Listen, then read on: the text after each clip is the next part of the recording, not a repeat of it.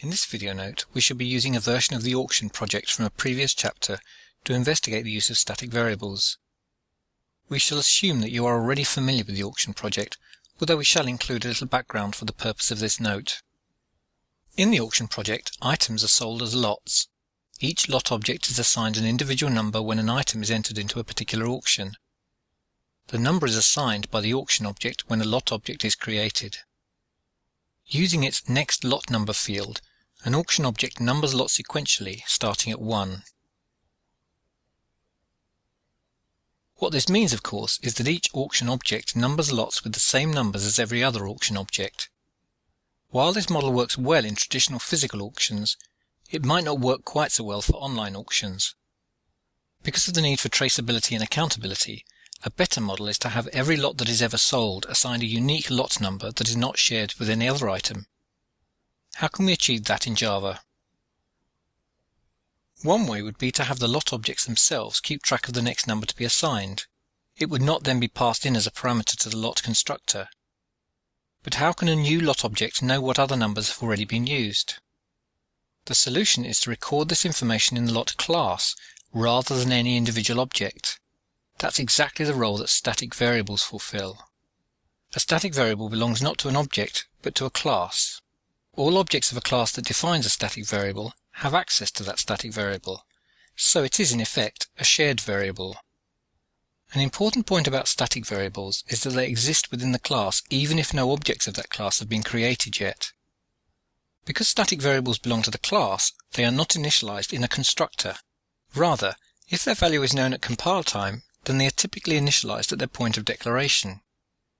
If their value is not known at compile time, then they can be initialized in a static initializer block. So we shall move the next lot number field from the auction class to the lot class, and in the process make it a static variable.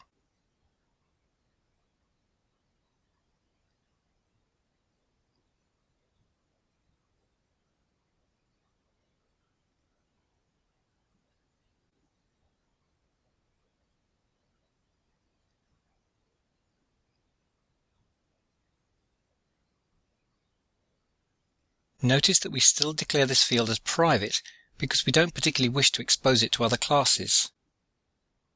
If we had to use a static initializer block for any reason, then we would write it like this.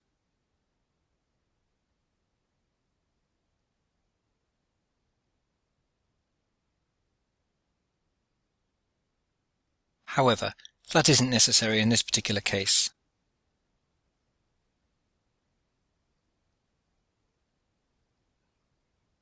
Now we shall completely remove next lot number from the auction class.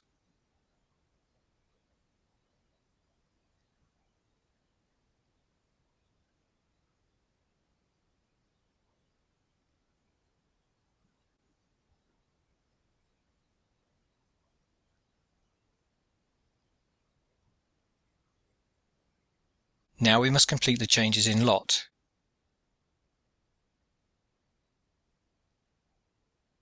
The number parameter is removed along with its comment in the method header.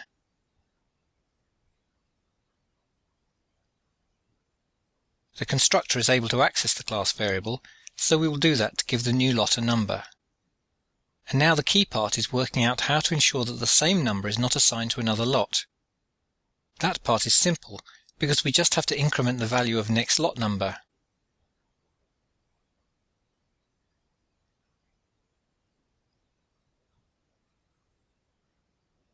Actually, we'll choose to keep the assignment and increment together, and so move the first assignment after the other two.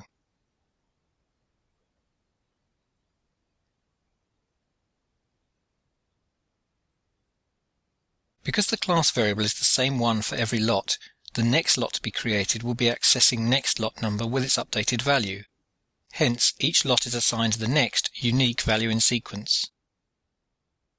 In summary, we've seen that static or class variables belong to their class rather than objects of the class.